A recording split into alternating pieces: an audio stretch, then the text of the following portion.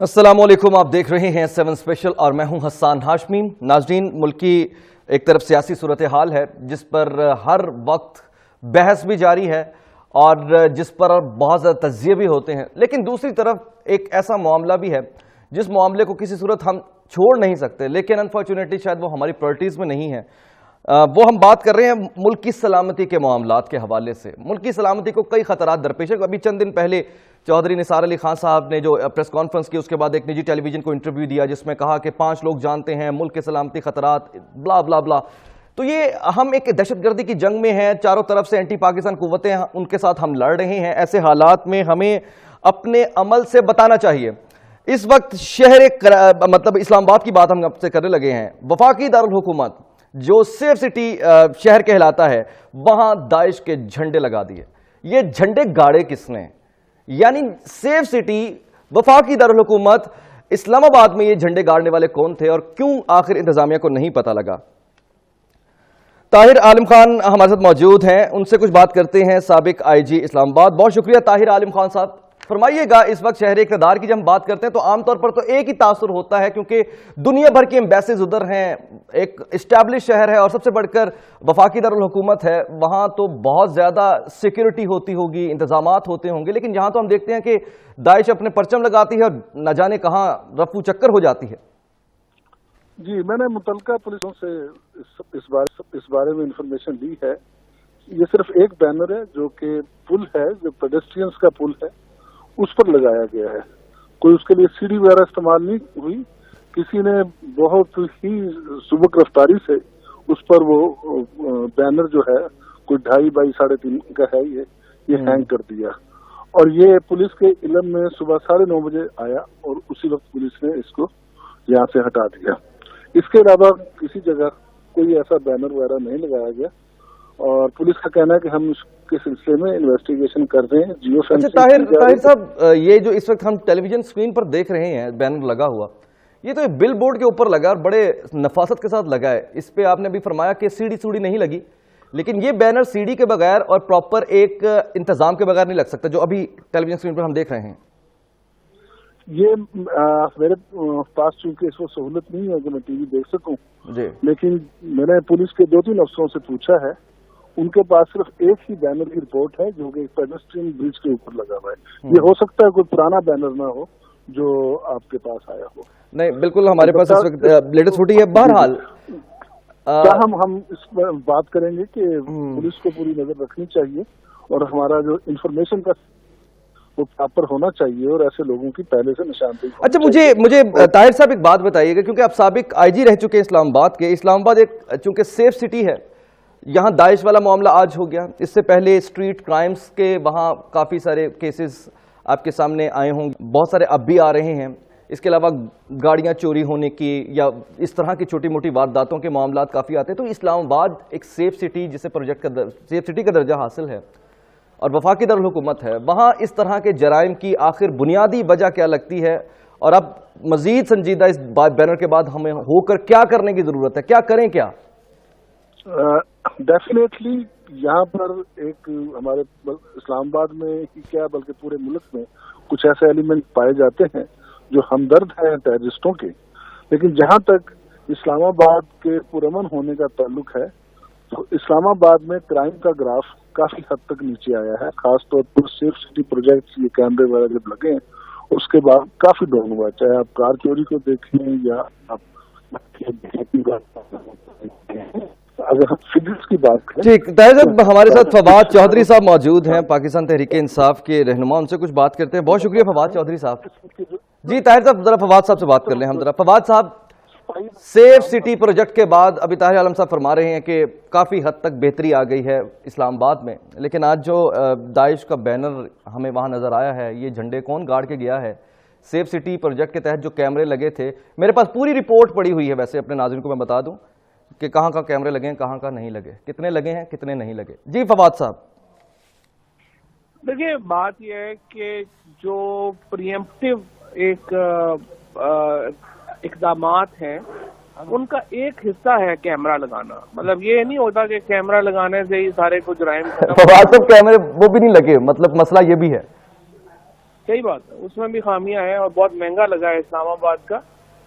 لیکن اصل میں تو ایشو یہ ہے کہ جو گورنمنٹ ہے خصوصاً چودھری نثار کے اندر، انہوں نے بہت ایک سافٹ ایٹیچیوڈ رکھا 4 سال گروپس کے ساتھ. اور آپ نے دیکھا کہ کس طرح سے ہم نے لال مسجد میں تو باقاعدہ کلاسز ہوئیں اور جو وہاں پر معاملہ چلا، وہاں سے جو گفتگو ہوئی، ان کے خلاف کوئی اقدامات نہیں ہوتے. ریاست کی ایک رٹ ہوتی ہے اور وہ ہر ایک سٹیزن کے پیچھے آپ کو لاٹھی دے کے نہیں چل رہے ہوتے. ایک تاثر ہوتا ہے کہ قانون ہے، قانون کے آگے سارے برابر ہیں اور یہ کوئی کرے گا تو قانون اس پر عمل درآمد کرے گا. ہم یہ دیکھتے ہیں کہ یہ جو مذہبی تنظیمیں ہیں، جو بڑے مدرسے ہیں، ان کے سامنے پولیس وغیرہ کی تو بیچاروں کی کوئی اوقات ہی نہیں رہ گئی ہے. وہ اپنی مرضی سے اپنے نظام چلاتے ہیں، ان کی فنڈنگ نہیں روک پا رہی، ان کا جو اسلحہ ہے اس کو نہیں روکا جا پا رہا، اور تمام ان کے جو سیٹ اپس ہیں ان کے اوپر کو بڑی کارروائی. ویسے فواد صاحب، مجھے ایک چیز سمجھ نہیں آتی. 9/11 کے بعد یہی مذہبی جماعتیں پاکستان میں تھیں، یہی قبائلی عوام پاکستان سے محبت کرنے والے تھے، یہی سب کچھ تھا، پاکستان محفوظ تھا، بم دھماکے نہیں ہوتے تھے. لیکن اس کے بعد سارا تان بان یا تانے بانے آ کے مذہبی جماعتوں پہ جوڑ کے یہ ہم اپنے کوڈ سے کیا گرد اڑانا چاہ رہے ہیں؟ حقائق کیا ہیں؟ حقائق کی طرف آئیں. نہیں، یہ بات آپ کی غلط ہے کہ دھماکے نہیں ہوتے تھے. سر آپ مجھے 9/11 سے پہلے بتا دیں خود کچھ دھماکے ہمارے کون سے تھے، ٹی ٹی پی کب بنی تھی؟ ہمیں گراؤنڈ ریئلٹی کی طرف جانے کی ضرورت ہے فواد بھائی. بڑے بڑے دھماکے ہوئے ہیں 9/11 سے پہلے بھی. پشاور پورا جو ہے اس میں روزانہ بم پھٹتا تھا. اس وقت سوویت یونین خاد پاکستان کے ساتھ تھی اور ہم تو ایک بڑے کانفلکٹ میں تھے. ظاہر ہے آپ نے 80 کی دہائی کی تاریخ اگر نہیں پڑھی تو سر میں نے بالکل 110% پڑھی ہے. سر میں نے 110% پڑھی ہے. اور آپ میں اگین آپ سے یہی بتا رہا ہوں کہ سر آپ مجھے مجھے ایک بات بتائیں. کمنٹ نہ کرتے کہ یہاں پر کچھ نہیں فواد صاحب، ایز کمپیئر دیکھیں نا، ایک ہم بہت بڑی جنگ سے وہاں سے نکلے لیکن ہم اس جنگ میں بہت زیادہ. آپ بات کریں، آپ پہلے سوال کریں پھر جواب سنیں نا. آپ سوال کرنے پہلے. اچھا چلیں میں ذرا تھوڑا ریفریز کر دیتا ہوں کہ ہمیں اس میں سے نکلنا کیسے ہے. ایک وفاقی دارالحکومت میں اگر داعش کا جھنڈا لگتا ہے یہ ایک الارمنگ بات ہے. دیکھیں سب سے پہلے تو جو آپ کی لوکل پولیس ہے، تھانہ ہے، جب تک آپ تھانے کو تگڑا نہیں کریں گے، جب تک آپ کا لوکل پولیس مضبوط نہیں ہوگی، لوکل انٹیلیجنس صحیح نہیں ہوگی، یہ کام نہیں رک سکتا. آپ وفاقی سطح کے اوپر بیٹھ کے آپ اداروں کو ارباں روپیہ دیتے جائیں، کوئی فائدہ نہیں ہے. جب تک آپ کی پولیس مضبوط نہیں ہے، لوکل تھانہ مضبوط نہیں ہے، اور لوکل تھانہ آپ کے لوکل جو انفلوئنسر ہیں، چاہے وہ مذہبی طبقہ ہے چاہے وہ کوئی اور پولیٹیکل طبقہ ہے، اس سے تگڑا نہیں ہے اور ان کو احساس نہیں ہے کہ قانون یہاں پہ نافذ ہوگا، یہ پرابلم حل نہیں ہوگی. اور اسلام آباد میں جو احسن اقبال صاحب نے جا کے کل نارووال میں کھڑے ماری، اگر اس کا وہ 1% بھی آ کے اپنی منسٹری پہ توجہ دیں اور اپنی یہاں پر جو لوکل پولیس ہے کم از کم اسلام آباد کی پولیس کو تو ماڈل پولیس بنا دیں، پھر جو ہے وہ آگے چلیں گے. جو آپ کے بڑے شہروں کی پولیس ہے، چاہے کراچی کی پولیس ہے، چاہے آپ کی اسلام آباد کی پولیس ہے، چاہے باقی بڑے شہروں کی پولیس ہے، وہ تو نان ایگزسٹنٹ ہے. تھانے جو ہے اس کو آپ مضبوط کریں. جیسے کے پی میں جو تھانے میں چینج آئی ہے تو ہر ایک کو نظر آ رہی ہے، اور آپ دیکھیں کہ کے پی میں لا اینڈ آرڈر جو ہے وہ کتنا بہتر ہوا ہے پہلے سے. تو میرے خیال میں ایک ہی ماڈل ہے، آپ اپنی لوکل پولیس کو تگڑا کریں، اس کے علاوہ اور کوئی حل نہیں. طاہر عالم صاحب، ہماری اسلام آباد کی لوکل پولیس تگڑی ہے یا کمزور ہے؟ آپ کیا کہیں گے؟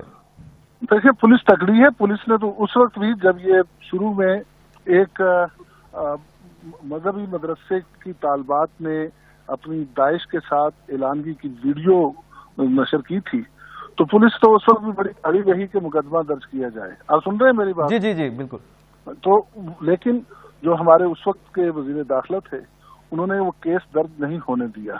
اسی طرح پولیس کی توجہ اگر ہم غیر متعلقہ ڈیوٹی اور وی آئی پی کی طرف وی آئی پی ڈیوٹی سے ہٹائیں اور پولیس میں پہلے کی طرح کا جو آج سے کافی سال پہلے ایک بیٹ سسٹم ہوتا تھا، انفارمیشن کلیکشن کا ایک ذریعہ ہوتا تھا، اور جتنی ڈیوٹی ہم دوسری جگہوں پر لگاتے ہیں اس سے بھی کم ڈیوٹی اگر ہم انفارمیشن کلیکشن کی طرف لگائیں، ہم پورے اپنے محلوں کی نگرانی کریں، جو کہ یہ سسٹم میں نے اپنے دور میں کیا تھا. اور اس میں ہمیں پبلک کی بھی سپورٹ لینی ہوتی ہے اور پبلک کی مدد سے ہم اپنے علاقے پر نظر رکھیں تو یہ ایسے لوگ جو ہیں وہ پوشیدہ نہیں رہ سکتے. طاہر صاحب آپ ایک اور امپورٹنٹ جو کہ ہماری پولیٹیکل پارٹیز نے مل کے بنایا تھا نیشنل ایکشن پلان، ہم نے نیشنل ایکشن پلان کو اپنے ہاتھوں سے تباہ کیا، ہماری سیاسی جماعتوں نے. اسے نون لیگ ایکشن پلان کہا گیا، اسے سیاست کا کہا گیا، انٹیلیجنس ڈائریکٹوریٹ نہیں بنا، نیکٹا فعال نہیں ہوا. تو اس کے اس طرح کے نتائج تو پھر آپ سمجھتے آنے تھے اس طرح کے آئیں گے؟ میں سمجھتا ہوں کہ جو بھی پلان یا کوئی کمپین چلائی جاتی ہے وہ مختصر مدت کے لیے ہوتی ہے، اور اگر ہم اسی مدت کے اندر اور شروع کے عرصے کے اندر بڑی تیزی کے ساتھ بڑا فورسفلی اپنے اٹیک کریں اور اپنے مقاصد حاصل کر لیں تو ہو جاتے ہیں. جب اس طرح کے پلان سالہ سال پر محیط ہو جائیں تو پھر بہت مشکل ہوتا ہے کہ وہی کنٹینیوٹی جاری رہے. فواد بھائی، اس لیے یہ پلان جو ہے ابھی میرا خیال ہے اس کو چھوڑ دینا چاہیے.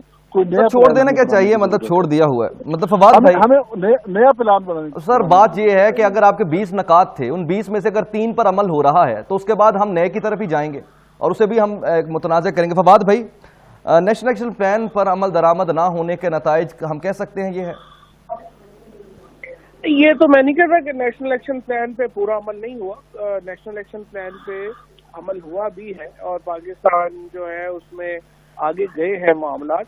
کئی جگہوں پہ کمزوریاں رہ گئی ہیں اور سب سے بڑی کمزوری رہ گئی ہے جو ہمارے ہاں ہم کنٹرول نہیں کر پا رہے لوکل مدرسے کو اور مسجد کو. یہ جو یہاں پر ایلیمنٹ ہے وہ فرینکلی ابھی اس کو کنٹرول نہیں کر پا رہے. دوسری جو مذہبی جماعتیں ہیں جو اسلحہ ہے جن کے پاس ان کو ہم ڈس آرم نہیں کر پائے. یہ 2-3 ایشوز ہیں جن کے اوپر ہمارا ضرورت ہے. اور جس طرح سے میں تو خیر بڑا حامی ہوں کہ لوکل پولیس کو آپ تگڑا کریں اور ہمارا جو پہلے برٹش سسٹم تھا رورل پولیسنگ، میرے خیال میں ہمیں آگے جانے کے بجائے ہمیں پیچھے جانا چاہیے. 3 انسٹیٹیوشنز گورو نے یہاں پہ اسٹیبلش کیے تھے، تھانے دار، نمبردار اور چوکی دار. ہم نے تینوں کو بیڑا غرق کر دیا ہے. نہ تھانے دار کی کوئی حیثیت رہ گئی ہے نہ فواد بھائی، چوکی دار کو تو ہم نے ختم ہی کر دیا. فواد بھائی ایک بات بتائیے گا، یہ جو داعش ہے یہ ہے کیا؟ مطلب آپ کے پاس کیا علم ہے کہ یہ داعش کیا بلا ہے؟ یہ سپورٹ کون کرتا ہے؟ اسلحہ کون دیتا ہے؟ بنایا کس نے اسے؟ دیکھیں میرے نظر میں تو یہ جو داعش ہے یا القاعدہ ہے یہ سارے سپلنٹر گروپس ہیں، لوکل گروپس ہوتے ہیں.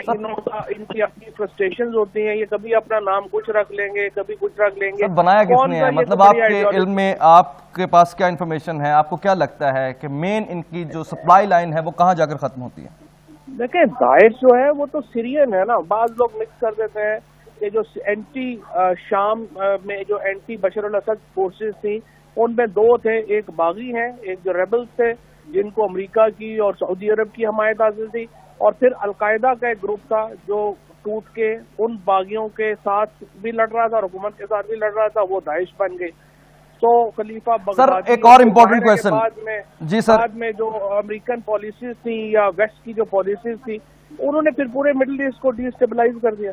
بالکل صحیح آپ نے فواد بھائی بڑی خوبصورت بات کی. لیکن ہم چونکہ اب اصل جڑ کی طرف جانا چاہ رہے ہیں اس لیے میں نے آپ سے یہ سوال کیا. ایک اور سوال آپ سے میں کروں گا کہ افغانستان میں داعش کو لانے والی شخصیت کا نام جانتے سر آپ؟ نہیں جی میں اجیت ڈوول، اس کا نام کیوں نہیں کوئی لیتا؟ National security adviser, on record باتیں ہیں داعش کے ساتھ، داعش سے ملاقات کر کے افغانستان میں لایا. آپ کو یاد ہوگا کہ گزشتہ سال ایک داعش نے اپنی لانچنگ سیریمنی کی تھی جس میں 12 لوگوں کو بم کے دھماکے سے اڑایا تھا افغانستان میں. اور اس کے بعد رائٹ ناؤ اس وقت سچویشن یہ ہے کہ ہمارے پاکستان اور افغانستان کی سرحد کے بالکل ساتھ تورا بورا میں داعش کا گڑھ بنایا، داعش کا گڑھ بنایا ہے امریکہ نے، اور را اس کے ساتھ ہے، اجیت ڈوول اس کے ساتھ ہے. ہم مسلسل ہم ان لوگوں پر بات کیوں نہیں کرتے؟ کیونکہ مین تانے بانے تو جا کے ختم ہوتے ہیں. یہ تو دیکھیں ایسی تھیوریز ہیں، یہ تو چلتی رہتی ہیں. سر تھیوریز نہیں سر، آن ریکارڈ میں آپ کو بتا رہا ہوں. نا اس کی کیا ثبوت ہے؟ سر میں آپ کو ثبوت دے سکتا ہوں. آپ کے انڈین میڈیا کہہ رہا ہے، آپ کا یورپین میڈیا کہہ رہا ہے. سر تھوڑا سیریس بات یہ میں کرنا چاہ رہا تھا کہ یہ جو گروپس ہیں، جو ڈفرینٹ گروپس ہیں، جو کئی داعش ہیں، کئی القاعدہ ہے، کوئی کچھ ہے، یہ فرینک بڑے ریجنل کانفلکٹ کا حصہ ہے. ہم لوگ اکیلے ان کو ختم نہیں کر سکتے، کوئی اس کو اکیلا ختم نہیں کر سکتا. دنیا میں فی الحال وہ میچورٹی، وہ لیڈرشپ نہیں ہے. لہٰذا آپ کے پاس کوئی اور حل نہیں ہے سوائے اس کے کہ آپ اپنے لوکل اداروں کو مضبوط کریں اور آپ اپنے ہاں لا اینڈ آرڈر کو اپنا پرائم فوکس بنا کے چلیں. اگر آپ فائنل کمنٹ میں طاہر عالم صاحب سے لینا چاہوں گا کہ ہمارے لوکل ادارے جب تک ٹھیک نہیں ہوں گے، پولیس جب تک تگڑی نہیں ہوگی، آپ کیا طاہر عالم خان صاحب سمجھتے ہیں کہ ہم اس معاملے میں کبھی آگے نہیں آ پائیں گے، جبکہ ہم جانتے ہیں کہ یہ داعش بنانے والے کون ہیں، لانے والے کون ہیں، ان کا نام لیے بغیر ہم کیسے اپنے اس ناسور کو پاک کر سکتے ہیں خود سے؟ جی میرا خیال ہے کہ پولیس کو ایک سب سے پہلے تو ہمیں جو سیاسی اثرات ہیں اس سے محفوظ رکھنا ہوگا. پولیس کو غیر جانبدار اور غیر سیاسی بنانے کی ضرورت ہے، اور ہم جس طرح کے مس یوز دیکھتے ہیں پولیس کا، اس کو اوائڈ کرنا ہوگا، اور اس میں سیاستدانوں کو خود قربانی دینی ہوگی، اور پولیس سے اس طرح کے کام نہیں لینے ہوں گے. پولیس کو اٹانومی کی ضرورت ہے کہ وہ اپنے فیصلے خود کر سکے اور اس ٹارگٹ فکس کر کے خود سے ان کی طرف بڑھے. بالکل ٹھیک، بہت شکریہ سر طاہر عالم خان صاحب، بہت شکریہ طاہر عالم خان صاحب، سابق آئی جی اسلام آباد ہمارے ساتھ تھے، ساتھ ہی ساتھ فواد چودھری صاحب پاکستان تحریک انصاف کے رہنما ہمارے ساتھ تھے. اگین ہمیں اپنی ذات کو دیکھنا ہوگا، حق بات کی طرف اشارہ کرنا ہوگا. جہاں سے یہ کونپلیں پھوٹ رہی ہیں، ان کونپلوں جہاں اس زمین کو جا کر اسے ڈکا لگانا ہوگا، جیسے ڈکا کہتے ہیں. لیکن ایک امپورٹنٹ بات، آج ہم داعش کی جو بات کر رہے ہیں، انٹرنیشنل انفارچونیٹلی ہم تو اتنی زیادہ ریسرچ نہیں کرتے، اور اگر ہم ریسرچ کر لیں تو ہمیں بائسڈ کہہ دیا جاتا ہے. لیکن انٹرنیشنل میڈیا پہ کبھی جا کے داعش کو سرچ کریں کہ ہو کریٹ داعش، تو آپ کو پتہ لگ جائے گا ہیلری کلنٹن نے داعش کے بارے میں کیا کہا، یا دیگر اور لوگوں نے داعش کے بارے میں کیا کہا. ہیلری کلنٹن پہ تو خود بھی یہ الزام ہے. تو ابھی اس معاملے پر داعش کو برا کہنے والے داعش کو بنانے والے بھی ہیں. اب جو داعش کو بنانے والے ہیں، جب تک ہم ان کی بات نہیں کریں گے، ہم کیسے اس پر کنٹرول کر سکتے ہیں؟ تورا بورا میں داعش آ کر بیٹھ گئے، بالکل ساتھ داعش آ کے بیٹھ گئے. بھائی اسے کیسے کنٹرول کریں گے؟ کنٹرول تو کرنا ہے. ایک بریک کے بعد ہم بات کریں گے بھارتی خفیہ ایجنسی را اور کالعدم تحریک طالبان کے گٹھ جوڑ کے انکشاف.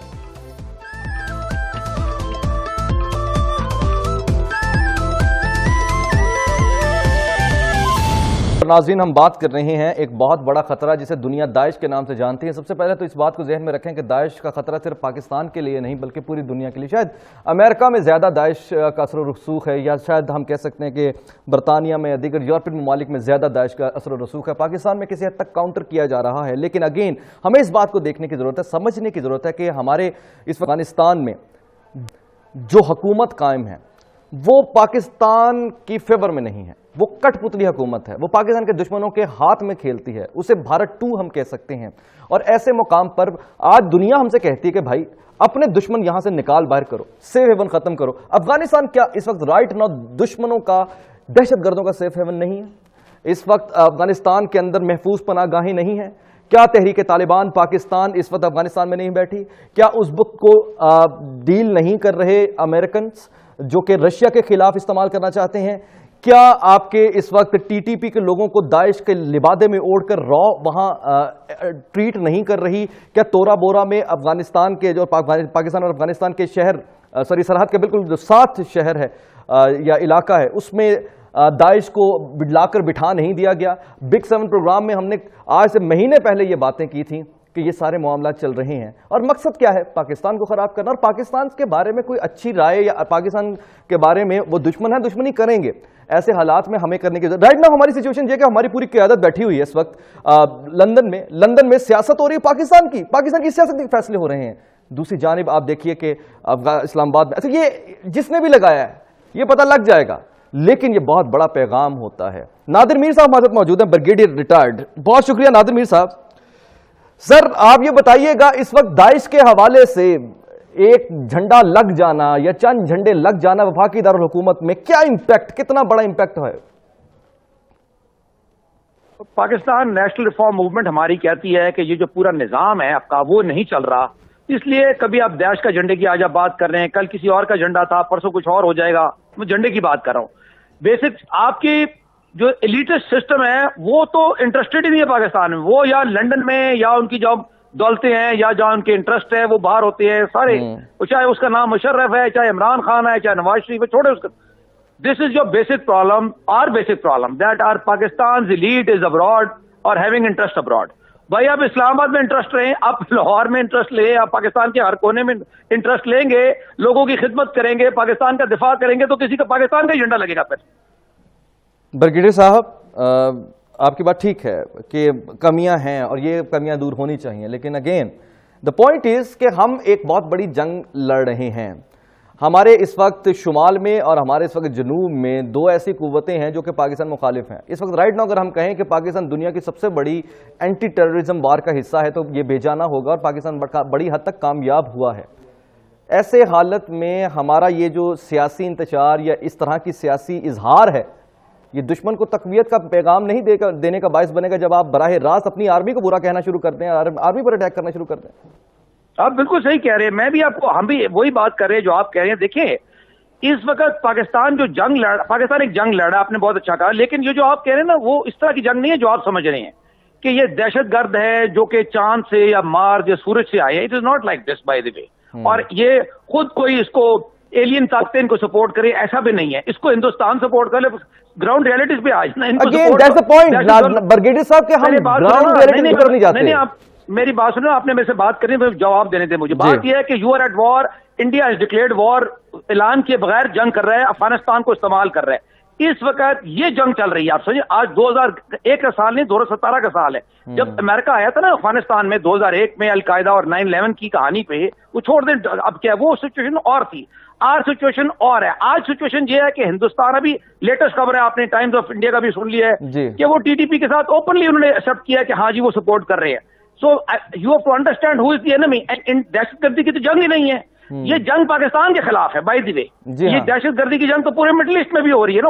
وہ آپ کی ہر چیز, برما میں بھی دہشت گرد کو اس کو کہتے ہیں, اس کو چھوڑ دے, آپ اپنی جنگ پہ آئے. جنگ یہ ہے کہ پاکستان کے خلاف جنگ ہو رہی ہے. جو کشمیر میں آپ کے سویلینز کو ایل او سی پہ ورکنگ باؤنڈری پہ شہید کون کر رہا ہے؟ ہندوستان کر رہا ہے. آپ کے لیفٹیننٹ کل جو شہید ہوئے ہیں وہاں سے افغانستان سے دہشت گرد آئے تو اس کو کون بھیج رہا ہے؟ ہندوستان بھیج رہا ہے. آپ کے ایلیٹسٹ سسٹم تو جواب نہیں. آپ تو دوستی کرنا چاہتے تھے 2 دن پہلے تک, ابھی آپ کو ہوش آئی, آپ نے جا کے پرائم منسٹر پاکستان جو ہے عباسی صاحب, انہوں نے اچھا کام کیا ہے, بہت اچھا کام کیا فار دا فرسٹ ٹائم, کہ آپ نے کوئی اسٹینڈ لینا شروع کیا ہے کہ بھائی ہمیں خطرہ ہے, ہندوستان کا نام لینا. پہلے تو آپ نام نہیں لیتے تھے کہ آپ سے جنگ کون کر رہے ہیں. اور دوسرا, ہمیں شوق نہیں ہے جنگ کرنے کا, یا ہمیں یہ بھی شوق نہیں ہے کسی کے ساتھ تعلقات خراب کرنے کا, بٹ ریئلٹی یہ ہے کہ آپ کے اوپر ایک جنگ مسلط کی گئی ہے وداؤٹ ڈکلیئرنگ وار, اعلان کے بغیر. آپ نے اپنا دفاع تو کرنا ہے نا, اس میں تو ڈسکشن نہیں. اب اس وار کو جو ہم نے کہا ہے نا, پی این آر موومنٹ ہماری کافی پھیل گئی ہے آپ کی نالج کے لیے, اس کو ہم نے نام دیا, اور یہ انٹرنیشنل نام ہے, میں نے نہیں ایجاد کیا, اس کا کہتے ہیں ہائبرڈ وار. اس میں جھنڈے, اب وہ آپ کو بتاؤ نا, یہ دیش کے جھنڈے کون لگوا رہا ہے اسلام آباد میں, کس کا انٹرسٹ ہے؟ وہ افغانستان, جب کشمیر میں سری نگر میں پاکستان کا جھنڈا اٹھتا ہے تو انڈیا کو پرابلم پڑ جاتی ہے. بالکل صحیح. پاکستان کو وہ پاکستان, اس لیے کسی نے یہاں جھنڈے لگانے سمجھے. آپ یہ سمجھے کہ آپ کو ٹیررسٹان کس نے ڈکلیئر کیا یو این میں آپ کے خلاف؟ ہندوستان نے. اپنے دشمن کو پہچانے نا سر, ہم اپنے دشمن کو برگیڈیئر صاحب پہچانتے ہیں, لیکن ہم اس کا نام نہیں لیتے, ہم اس کا نام نہیں لیتے. آج کل بھوشن یادو عالمی قوت میں کدھر ہے, عالمی عدالت میں کدھر ہے, ہمیں نہیں پتا. اچھا میں آپ سے سوال, آپ کی بات نہیں ہو رہی, آپ کی بات نہیں ہو رہی. میں یہ کہہ رہا ہوں ہمارا جو ایلیٹ ہے نا, وہ تو شادیاں اٹینڈ کرتی ہے. عمران خان نے لندن میں شادی اٹینڈ کی ہے, اس انڈیا کے لوگوں کے بالی ووڈ ایکٹرز اور بزنس مین کے ساتھ جو جنگ کر رہا ہے آپ کے ساتھ. اور اسی طرح باقی, میں عمران خان کی بات نہیں, میں ایک سسٹم کی بات بتا رہا ہوں. It is not about Imran Khan, I am talking. میں تو ایک ذہن کی بات کر رہا ہوں کہ آپ اپنے, مطلب آپ تو, مطلب ناٹ یو, میں آپ کی بات نہیں کر رہا, میں ایک ایلیٹسٹ سسٹم کا, جو آپ کی ایلیٹ ہے نا, وہ ابو لا ہے, وہ قانون سے اوپر ہے, وہ پاکستان سے اوپر اپنے کو سمجھتی ہے. یہ پرابلم ہے, اس کو بھی تو مانے نا آپ. ٹھیک, بہت شکریہ برگیڈیئر ریٹائرڈ نادر میر صاحب. اور ابھی بھارتی اخبار ہندوستان ٹائمز نے جو اعتراف کیا ہے کہ ٹی ٹی پی, تحریک طالبان پاکستان, اور را, ان دونوں کا آپس میں گٹ. لیکن آپ کی نالج کے لیے بتاتے جائیں کہ ڈما ڈولا میں ہونے والا واقعہ, ڈما ڈولا کہہ لیں یا ثانیہ اے پی ایس کہہ لیں, یہ اے پی ایس سے پہلے کا اے پی ایس ہے. اس کے بعد یہ تحریک طالبان پاکستان, را نے ہمدردیاں سمیٹتے ہوئے اس کی تشکیل دی تھی, اور اس کی بہت ساری تصویریں آ چکی ہیں. آج 2017 میں بیٹھ کر اگر ہندوستان ٹائمز آف انڈیا جو بھی ہے وہ اعتراض کر رہا ہے, تو ہم تو آج سے 10 سال پہلے اس بات کو جان چکے ہیں را نے بنایا, پھر ہم کیوں خاموش ہیں, کیا کرنا چاہتے ہیں. بریک کے بعد خوش آمدید ناظرین, اور ہم بات کریں گے سبزیوں کی. عام طور پر ایک وقت تھا جب ہم سبزی کھایا کرتے تھے, انتظار کیا کرتے تھے کب گھر میں گوشت پکے گا, کیونکہ سبزی سستی ہوتی تھی, لیکن اب حالات یہ ہیں کہ گوشت ہم گھر میں پکا لیتے ہیں لیکن سبزی پکانا ایک بڑا جوئے شیر لانے کے مترادف ہو چکا ہے. دالیں اس طرح بہت مہنگی ہو چکی ہیں. تو حکومت کی جو پالیسیز ہیں اس نے ہماری زندگیوں میں ایک ایسی تبدیلی برپا کر دی ہے. آج سبزی کھانے والا بھی امیر اپنے آپ کو متصور کرتا ہے. جو بندہ سبزی سے لے کر جا رہا ہوتا ہے, جو گزرنے والے ہوتے ہیں, اس کی سبزی کو رشک کی نگاہ سے دیکھ رہے ہوتے ہیں. ہائے بھائی آج آلو لے کے جا رہا ہے. اور جو بندہ ٹماٹر لے کے جا رہا ہو وہ تو سیٹھ بن جاتا ہے. اور 1 کلو ٹماٹر والے بندے کے بارے میں تو یقیناً جو راہ گزرتے ہیں ہر مڑ کے لوگ دیکھ رہے ہیں. یہ ہوتی پالیسی. ایک عام بندے کو بھی خاص بنا دیا ہے حکومت نے. ملک زین صاحب سے جانتے ہیں, ہمارے نمائندے ہیں, سبزی کے معاملات کیا چل رہے ہیں جو اس حد تک اطلاعات مل رہی ہیں, کیونکہ ہر گھر میں ابھی سبزی کے بارے میں بڑی مزیدار باتیں کرنی ہیں آپ سے. سبزیوں کے بارے میں بڑی مزیدار باتیں کرنی ہیں. کوئی پوچھتا نہیں تھا لیکن اب جو پوچھتا ہے اس کے اوسان خطا ہو جاتے ہیں. ملک زین ذرا بتائیے گا اس وقت سبزی منڈی میں سبزیوں کی حالت کیا ہے؟ پرائسز جو ہیں بہت زیادہ جو آسمان سے باتیں کر رہی ہیں, ان کی وجوہات کیا ہیں؟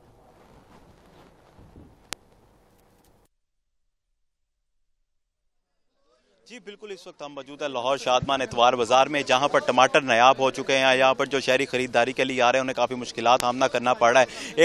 160 روپے اتوار بازار میں جو ٹماٹر کی قیمت ہے رکھی گئی ہے, لیکن ان کی کوالٹی بالکل نامناسب ہے.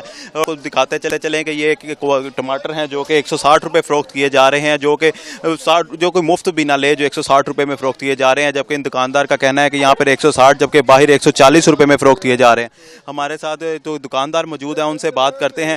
دکاندار اطراف سے بات کرتے ہیں کہ وہ ٹماٹر اتنا مہنگا کیوں سیل کر رہے ہیں. جی یہ بتائیے گا, آپ ٹماٹر اتنا مہنگا کیوں سیل کر رہے ہیں؟ بھائی ہم مہنگا نہیں سیل کر رہے. منڈی میں 12-13 کلو والی پیٹی ہے, 3000 کی بک رہی ہے, ٹھیک ہے, اور باہر کا 250-300 روپے بک رہے ہیں. ادھر ہم 160 روپے بیچ رہے ہیں. ہماری مجبوری ہے, جب لے آتے ہیں پھر ادھر ہمیں بیچنا پڑتا ہے. یہ ہم نقصان میں بیچ رہے ہیں, پرافٹ نہیں ہے ادھر. جی بالکل, ان کا کہنا ہے کہ ٹماٹر پاکستان میں جو دستیاب نہیں ہے, باہر سے آ رہا ہے, اس وجہ سے اتنا مہنگا ہے. ہمارے ساتھ کچھ شہری بھی موجود ہیں جو کہ ٹماٹر خریداری کے لیے آئے ہیں, ان کو کس قسم کی مشکلات کا سامنا کرنا پڑا. جی یہ بتائیے گا, آپ ٹماٹر خریدنے آئے ہیں, یہ ٹماٹر کی کوالٹی 160 والی ہے؟ باہر تو کہہ رہے ہیں 250 روپے میں مل رہے تھے, 160 روپے کلو مل رہے. یہ بولتے ہیں باہر سے آج مہنگا رہے, تو ہماری مجبوری ہے, ہم اب لے رہے ہیں دیکھو 2.5 کلو 400 کے.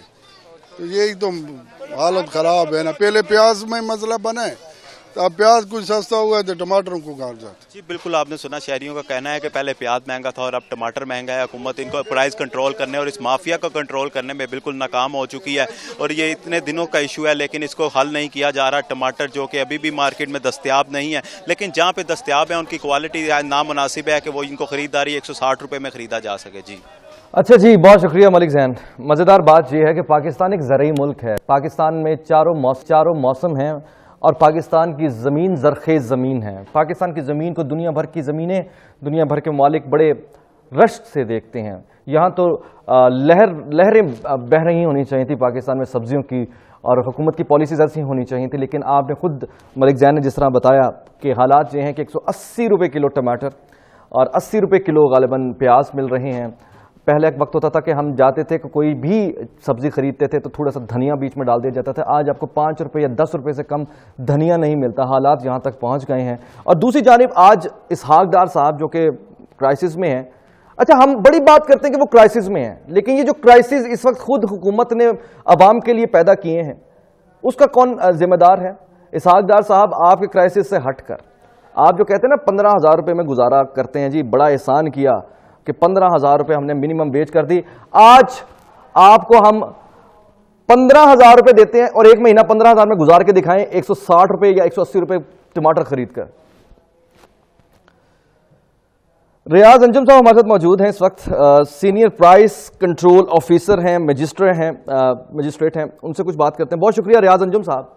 سر یہ 180 روپے ٹماٹر, 80 روپے کلو پیاز اور دیگر سبزیاں بھی, ایک عام آدمی جس کی 15,000 روپے 12,000 روپے 10,000 ایون 20,000 روپے وہ نہیں گزارا کر سکتا مہینے کا. آخر وجہ کیا ہے اس حد تک بوسٹ اپ ہونے کی, یہ جو پرائسز ہیں؟ ہلو جی ریاض انجم صاحب, آواز آ رہی ہے آپ کو؟ جی آ رہی. آپ نے ٹماٹر خریدا آج سر؟ نہیں میں نے تو نہیں خریدا, لیکن یہ پرائسز جو ہے نا ان کی پچھلے 3-4 دنوں سے یہ کوئی ان کی پنجاب میں پرائسز کافی ان کی زیادہ ہیں, تو ہمارے پاس یہ ان کا ریٹ جو ہے نا 140-45 کے قریب چلا گیا فیصلہ آباد میں. تو کنٹرول سر کس نے کرنا ہے پھر؟ हाँ, इस पे कंट्रोल कर रहे हैं, इस पे सारा जहाँ पे ये मंडी में आता है वहाँ पे इसको पूरी तरीके से मॉनिटरिंग की जा रही है। अच्छा, यानी 180 का नहीं बिकने दे रहे, आप 145 का बिकने दे रहे हैं टमाटर? हाँ, इसकी सप्लाई का इशू है ना कि मंडी में ये शॉर्टेज हुई है, जिसकी वजह से शॉर्टेज हुई है। कुछ आपके वैसे इल्म में है, कोई हमारे नॉलेज में इजाफे के लिए बता दें, शॉर्टेज क्यों हुई है? ये तो मुझे नहीं पता कि स्ट्रैटेजी क्यों है, क्योंकि ये पूरे अभी मैं देख रहा था पाकिस्तान में, कराची में, क्वेटे में, हर जगह पे इसका मसला चल रहा है इसको। तो इनकी प्राइसेस अभी नई मार्केट में आएगी तो ये 5-4 दिन तक इनके रेट नॉर्मल हो जाएंगे। अच्छा, मुझे रियाज अंजुम साहब ये बताइएगा, आमतौर पर लोग एतराज़ करते हैं कि आप अगर कोई विजिट कर रहे होते हैं तब दो रेट लिस्टें बेसिकली दुकानदारों ने लगाई होती हैं, आपके जाने के बाद फिर अपनी पुरानी और मर्जी की कीमतें वसूल करते हैं। आप अब 24 घंटे तो आप उधर नहीं बैठ सकते, ये निज़ाम कैसे आप इसे मॉनिटर करते हैं कि आपके जाने के बाद भी सब्जी जो है, जो आपने या हुकूमत ने लिस्ट दी है उसके मुताबिक बिक रही है? हाँ, इसमें सबसे ज्यादा जो रोल होता है कंज्यूमर को होता है, क्योंकि उनको पता है कि हर दुकानदार पे, हर रेडी और सब्जी वाले के पास एक मार्केट कमेटी की प्राइस लिस्ट है, तो वो उसके मुताबिक उसको मजबूर करे कि मैं इससे ज्यादा वो पे नहीं करेगा। तो जब वो पे नहीं करेगा तो ऑटोमेटिकली जो है ना, हम तो जाते हैं, फाइन करते हैं, अरेस्ट करते हैं, उसके बाद फिर वो लोग दोबारा लिस्टों को छुपा लेते हैं। तो कंज्यूमर जो है ना, उसको ये अवेयरनेस होनी चाहिए, वो बिल्कुल किसी को बगैर प्राइस के, फिक्स रेट के कोई एक पैसा पे ना करे इनको। तो इस तरीके से एक बड़ा अच्छा मुनज़्ज़म इंतजाम हो जाएगा। लेकिन आपको ये मालूम है कि आपकी जो प्राइस लिस्ट है उसके मुताबिक सब्जियां या फल नहीं मिल रहे?